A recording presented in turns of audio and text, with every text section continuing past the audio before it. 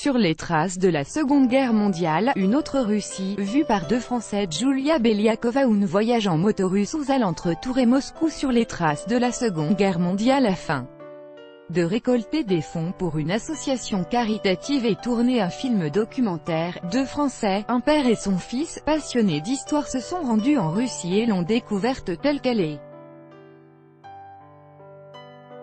Un voyage de 6800 km entrepris par deux Français les a menés de Tours à Moscou, à travers des villes marquées par la Seconde Guerre mondiale. L'un, Philippe Verger, passionné par la moto russe Oural, l'autre, son fils Hugo, amoureux de l'histoire de la Seconde Guerre mondiale. Mais ce n'est pas le seul objectif du voyage. Un autre but de ce voyage, une autre passion commune, c'est de récolter des fonds pour une association qui s'appelle Magie à l'hôpital, dont le devoir est de réaliser les rêves d'enfants atteints de cancer, de leucémie, a expliqué Philippe dans une interview à Spoutnik. Les deux voyageurs collectent des vidéos et photos pour tourner, de retour à Tours, un documentaire sur leur périple et l'histoire de la Seconde Guerre mondiale. Au moment de la publication de l'article, les Français se trouvent en Lituanie sur la route vers la France dans leur moto russe. Hugo, responsable de la partie historique de l'expédition, a précisé leur itinéraire, les villes les plus importantes de la Deuxième Guerre mondiale. On a mis le trajet sur Google Maps et il nous a montré, il nous faisait passer par Berlin, Varsovie et Minsk, et puis la Biélorussie, et il faut passer par les pays baltes. Comme chaque étape est importante pour le conflit de la Deuxième Guerre mondiale, on s'arrête à Auschwitz, puis on descend plus au sud, après Auschwitz on remonte à Prague et après on va sur Nuremberg, là où se termine la guerre entre guillemets avec ce procès, et on revient chez nous. Nous étions guidés plutôt par l'histoire qu'autre chose, raconte Philippe. En ce qui concerne la destination finale, Moscou, les deux voyageurs ont confié qu'ils en avaient rêvé et en parlent avec enthousiasme, promettant d'y retourner pour le prochain voyage. L'URSS dans la Seconde Guerre mondiale. Le rôle de l'URSS et celui de l'Armée rouge dans la Seconde Guerre mondiale étant souvent sous-estimé en Europe, Philippe et Hugo mettent en avant le contexte géopolitique actuel et la perception erronée des Russes pour l'expliquer. Je pense qu'on est très influencé par les Américains, très malheureusement influencés par les Américains, lance Hugo, et d'ajouter, quand on parle de la Russie, on ne la voit pas comme un pays où les gens sont pas gentils ou pas agréables, on la voit plus comme un pays où c'est très carré, où tu dois faire ça, ça et ça. Ils ont encore la vision plus de l'Union soviétique que de la Russie d'aujourd'hui.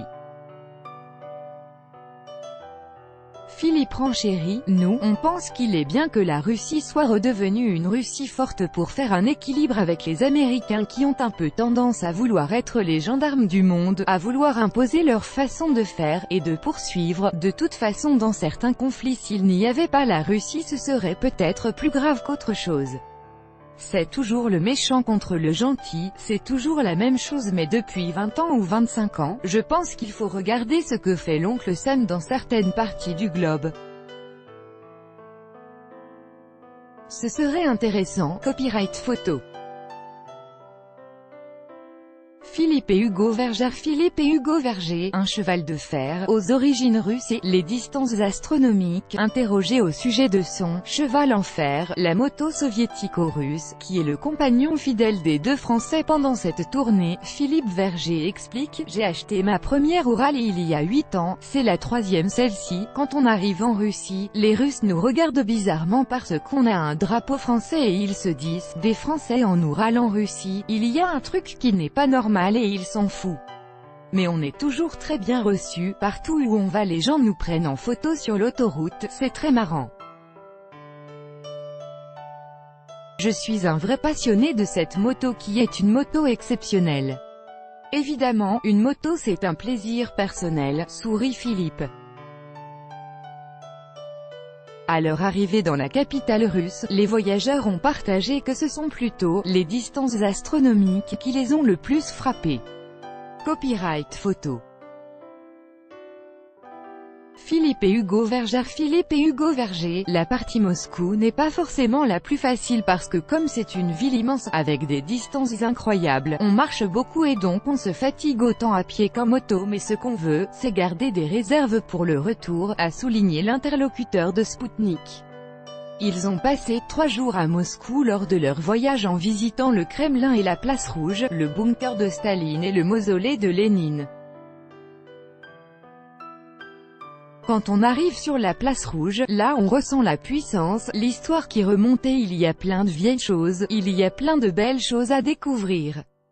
C'est vrai que c'est une ville extrêmement riche en termes d'architecture et puis en termes d'histoire. Là on se fait surprendre entre guillemets, c'est les distances, copyright photo. Philippe et Hugo Verger. Philippe et Hugo Verger. J'incite ardemment les Français qui voyagent très peu à venir. Les voyageurs sont tous les deux reconnaissent pour l'accueil chaleureux et le fait de ne pas avoir eu de problème linguistique sans savoir parler ni le russe ni l'anglais. On ne connaît personne, personne nous attendait, on est arrivé, on a toujours demandé notre route ou un conseil, même si la langue était difficile parce que là-bas, en Russie, NDLR, tout le monde ne parle pas forcément anglais, mais on a toujours été aidé ou conseillé, vraiment l'accueil a toujours été super. Là-dessus je dirais, bravo les Russes, lance Philippe copyright photo. Philippe et Hugo Verger. Philippe et Hugo Verger. Selon eux, ils étaient surtout étonnés par le fait que les Russes n'étaient pas dangereux. Au contraire, les Russes se sont montrés accueillants et aimables envers les deux Français. J'ai laissé la moto plusieurs fois avec tout le matériel dans la rue parce qu'on avait des choses à faire et on ne pouvait pas à chaque fois amener nos sacs. On n'a jamais eu de problème, jamais aucun souci. Une autre particularité de Moscou est son métro. Selon les aventuriers, j'ai pris en photo NDLR les rails du métro parce qu'ici il n'y a pas un papier, pas un mégot de cigarette et j'ai envoyé ça à nos amis en France et leur ai dit, un message à nos amis parisiens, il n'y a pas un papier par terre. Et c'est vrai, c'est super propre, relate Philippe. Philippe et Hugo ont expliqué que les médias français n'étaient pas très sympathiques avec la Russie aujourd'hui et notamment qu'ils ne sont pas forcément très objectifs sur la Russie. Si aujourd'hui j'ai quelque chose à dire à nos amis français, c'est venez plutôt en Russie voir comment sont les Russes, il s'est passé 20 ans depuis la fin de l'ère communiste. Moi, je dirais que les Russes, il y a 2 choses.